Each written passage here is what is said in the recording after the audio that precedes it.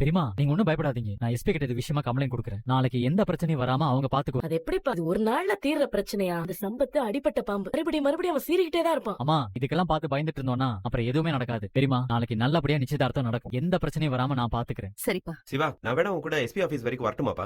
தேவையில்லப்பா, நானே போயிட்டு வரேன். கவலைப்படாதீங்க பெரியமா. தம்பி, எனக்கு ஆறுமுகத்தை நினைச்சா ரொம்ப பயமா இருக்கு. இவங்க இப்படி வந்து மிரட்டிட்டு போனதை சொன்னாலே அவன் பயங்கரமா கோவப்படுவான் தம்பி. நாளைக்கு ஏதாவது வெட்டு குத்துன்னு ஆயிட போதுப்பா. அப்படிலாம் ஒண்ணும் நடக்காத. நீ அதான் சிவா இருக்கான்ல, அவன் எல்லாம் பாத்துக்குவான். நீ ஆறுமுகத்தை இந்த பிரச்சனையில தலையிடாம நாம பாத்துக்கணும். வா சிவா, நீ வருவேன்னு எதிர்பார்த்து நான் சொன்னதெல்லாம் சிந்து உன்கிட்ட சொல்லி ரொம்ப பயந்துட்டியா?